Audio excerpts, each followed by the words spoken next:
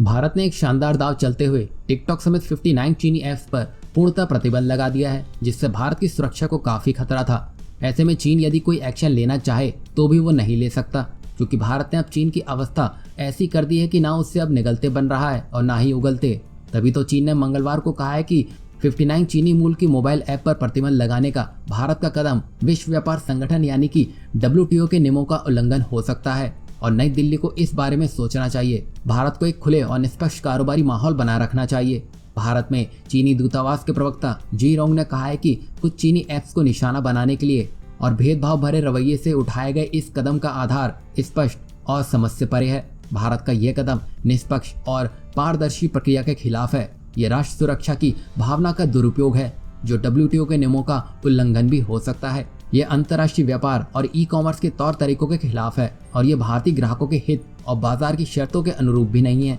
यहाँ आप देखिए, भारतीय ग्राहकों के हित के बारे में चीन को कितनी चिंता होने लगी है, तभी तो वो WTO जाना चाहता है। ये सही है। और जो चीन नींद में चलते हुए भारत की जमीन खा गया, उसका क्या? तभी तो पूरे देश में चीन को लेकर नाराजगी का माहौल है, जिसके बाद लोगों ने हर मोर्चे पर चीन का बहिष्कार करने का फैसला किया। उत्पादों से शुरू हुए बहिष्कार की अगुवाई अब भारत सरकार कर रही है। दरअसल अब चीन बहुत बुरी तरह बौखलाया हुआ है, क्योंकि भारत अब एक हो रहा है। चीन को ये सब अब हजम नहीं हो पा रहा है और नींद के झोंके में चीन कुछ भी बोले जा रहा है। चलिए एक बार को मान लेते हैं कि भारत के पास केवल राष्ट्रवाद है, लेकिन हमारा राष्ट्रवाद किसी दूसरे देश की जमीन हथियाने के लिए तो नहीं उकसाता। और वहीं सोशल मीडिया में सक्रिय रहने वाले भारतीय ऑटोमोबाइल कंपनी महिंद्रा के चेयरमैन आनंद महिंद्रा ने इस पर मुंह तोड़ जवाब देते हुए राष्ट्रवादी जज्बे का इजहार किया है।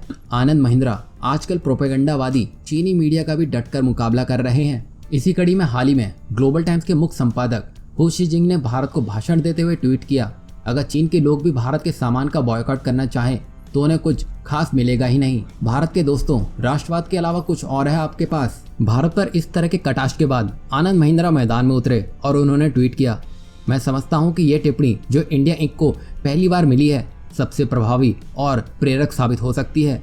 हमें उकसाने के लिए धन्यवाद। हम इस अवसर को साबित करके दिखाएंगे।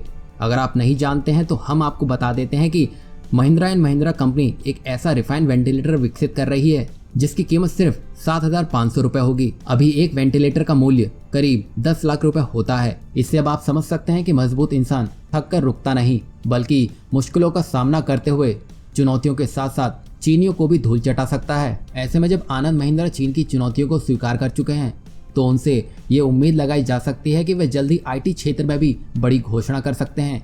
एक बिजनेसमैन होने के नाते यह उनके लिए एक अवसर भी है और जिम्मेदारी भी।